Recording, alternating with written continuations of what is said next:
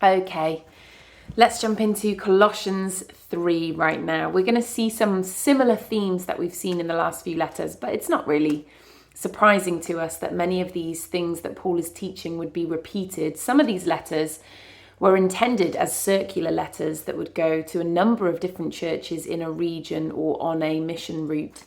Others were very specifically to certain churches but contained the essence of what is important in the Christian faith. So it's no wonder that as Paul writes, he has a style and a message that we hear repeated again through different letters. But this, for me, Colossians 3 reminds me a lot of Ephesians 4, putting off the old, putting on the new. And we're going to read just a little bit of that in a second. But I love the way it starts. If you've been raised with Christ, then seek the things that are above.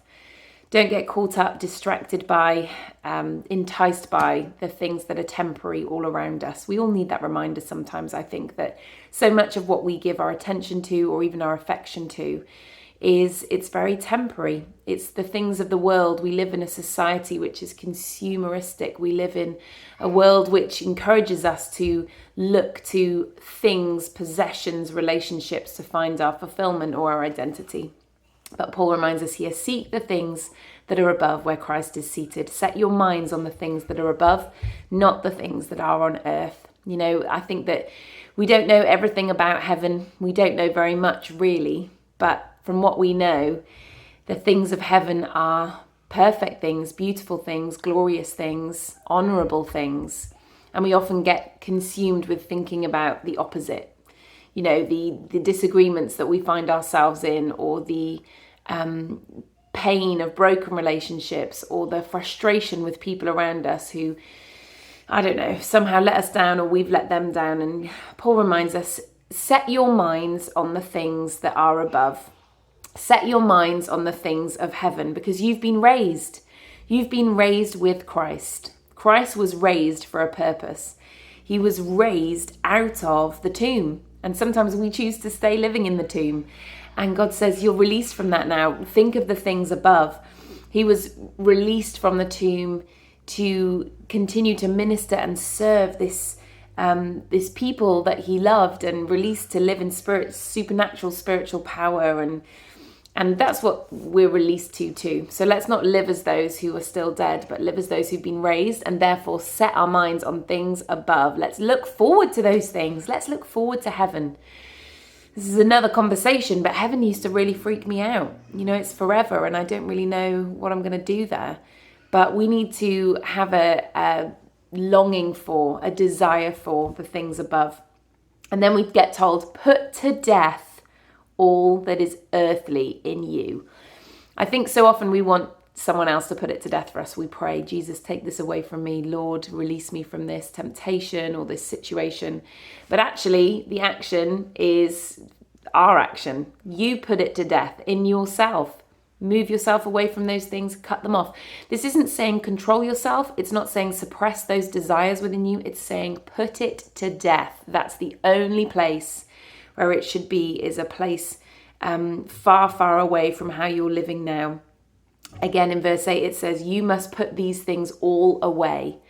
Take them away. Don't live within them anymore. All of these things are really misplaced worship, misplaced passion, idolatries.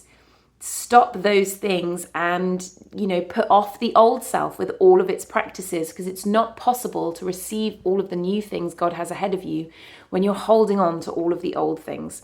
So I just love that reminder that it's us who puts these things to death. We can pray to God for help, and absolutely I believe that he does help us, but it's us that needs to put them to death. And then we find out what we need for good relationships. Put on then, as God's chosen ones, holy and beloved, compassion, kindness, humility, gentleness, and patience. And I love the way that the Bible always lists things in a order for a reason.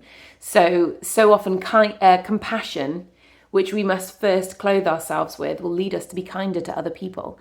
When we're kind to other people, we often find ourselves more humble, thinking of ourselves differently and putting others first. When we're humble, we have a gentleness around us that doesn't try and control a situation or find our own way in things, but trusts what God is doing. And when we're gentle, we tend to have more patience because we're not on this relentless desire to fuel ourselves or feed ourselves somehow. We must bear one another.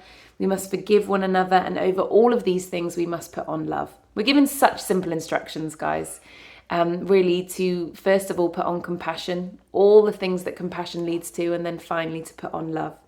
And then it encourages us to be thankful people, to let the word dwell within us. Just encourage you in your communities, friendships, on your WhatsApp groups. Where's the word of Christ in all of that? Because it should be dwelling in us richly. And we should always, always be giving thanks to God for everything that goes on. So, like I said, similar themes, putting off the old, putting on the new. But so important when it comes to following Jesus faithfully. We have to put to death the old things in order to embrace the new things and put on the things that make us look and sound like Christ. Love, compassion, gentleness, all of these things. We have to be grateful and we have to let the peace of Christ rule in our hearts. This word rule is a bit like an umpire in a tennis match that says whether something is in or out. You know, they have the final say. And peace needs to rule in our hearts, which means peace needs to have the final say in our lives.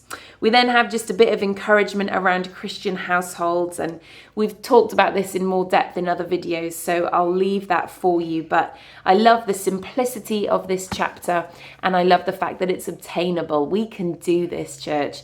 Let me know what God showed you in this chapter, because there's some beautiful verses here.